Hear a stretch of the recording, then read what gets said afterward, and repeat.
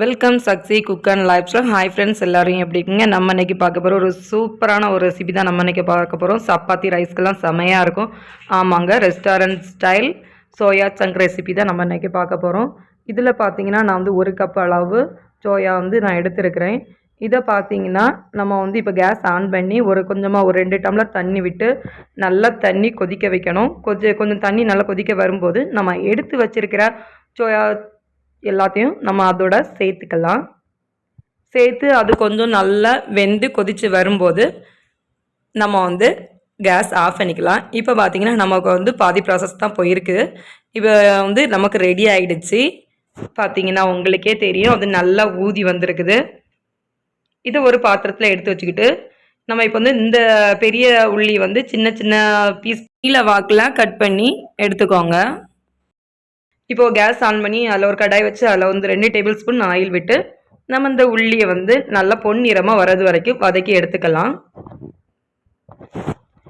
இப்போ வந்து இதே அளவு நீங்கள் வந்து ஒரு மீடியம் ஃப்ளேமில் வச்சு நம்ம வந்து நல்லாவே வதக்கி கொடுத்து எடுத்துக்கலாம்.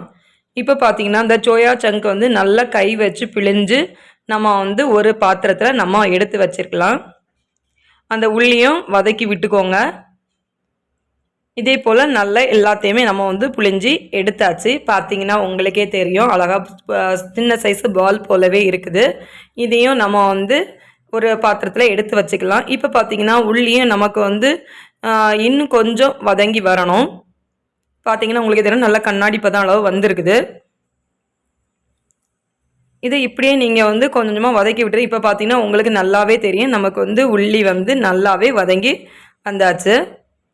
இனி அடுத்தல பார்த்தீங்கன்னா நம்ம வந்து ஊற வச்சு எடுத்து வச்சிருக்கிற சோயா தான் நம்ம ரெடி பண்ணி எடுக்க போகிறோம். இப்போ நம்ம உள்ளி ரெடி ஆகிடுச்சு. உள்ளி கொஞ்சம் ஆறட்டும். இப்போ இந்த சோயாயில் என்னென்ன மசாலா பொருள் சேர்க்கலான்றதை நம்ம பார்க்கலாம். 1/4 டேபிள் ஸ்பூன் மஞ்சள், 3/4 டேபிள் ஸ்பூன் அளவு வத்தல் பொடி நம்ம சேர்த்துக்கலாம். காரத்துக்கு ஏற்ப நீங்கள் வந்து உங்களுக்கு எவ்வளோ வேணுமோ நீங்கள் அவ்வளோ காரம் சேர்த்துக்கலாம்.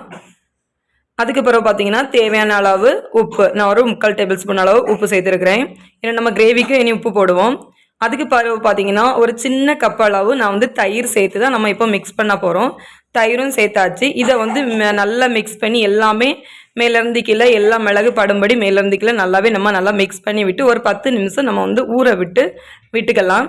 இதே போல் நல்லா மிக்ஸ் பண்ணுங்கள். அப்போ தான் காரம், உப்பு, தயிர் எல்லாமே நல்லா மிக்ஸ் ஆகணும். இதை ஒரு 10 நிமிஷம் நம்ம வந்து ரெஸ்ட் விட்டுக்கலாம். அதுக்கு பிறகு பார்த்தீங்கன்னா நம்ம ஏற்கனவே உள்ளி வதக்கி வச்சுருக்குறோம் இல்லையா, அந்த உள்ளியும் நம்ம வந்து ஒரு மிக்ஸி ஜாரில் போட்டு நல்லா ஒரு 2 தடவை பேஸ்ட்டாக அடித்து எடுத்துக்கலாம். 2 வெள்ளைக்கூடும் அதோட சேர்த்துக்கோங்க, பூண்டும். இப்போ பார்த்தீங்கன்னா இந்த அளவுக்கு நம்ம வந்து அடித்து எடுத்தாலே போதும். அடுத்தது கேஸ் ஆன் பண்ணி அதில் ஒரு கடாய் வச்சுக்கோங்க. நம்ம ஏற்கனவே இது உள்ளி வதக்கின கடாய் தான். அதில் இன்னும் ஒரு 4 டேபிள் ஸ்பூன் அளவு நம்ம வந்து ஆயில் விட்டுக்கலாம்.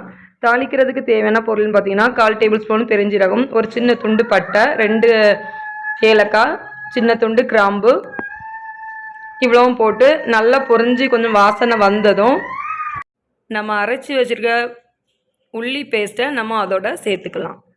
சேர்த்து நல்லாவே வதக்கி விட்டுக்கோங்க.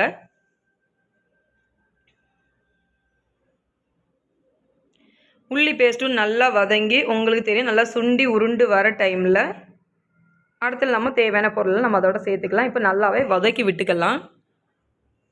இப்போ பார்த்தீங்கன்னா நல்லாவே வதக்கி விட்டாச்சு. இப்போ பாருங்கள் நல்லா சுண்டி வந்திருக்குது.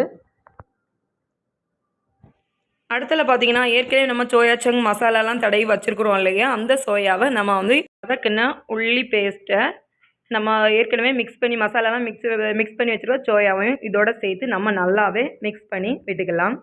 இது பார்த்தீங்கன்னா சப்பாத்திக்கெல்லாம் செமையாக இருக்கும். டேஸ்ட்டும் சூப்பராக இருக்கும். நமக்கு இதுக்கு தேங்காய் வேணும் அப்படின்னு எந்த ஒரு தேவையுமே இருக்காது. இது நல்லாவே வதக்கி விட்டுக்கோங்க. இனி நம்ம வந்து இதுக்கு தேவையான கரம் மசாலா நம்ம சேர்த்துக்கலாம். அதே போல் மெந்திலையும் நம்ம இதோட சேர்த்துக்கலாம். லைட்டாக கசக்கிட்டு சேர்த்துக்கோங்க. இதையும் நல்லா நம்ம வந்து ஒரு 2 நிமிஷம் நல்லா மிக்ஸ் பண்ணி விட்டுக்கலாம்.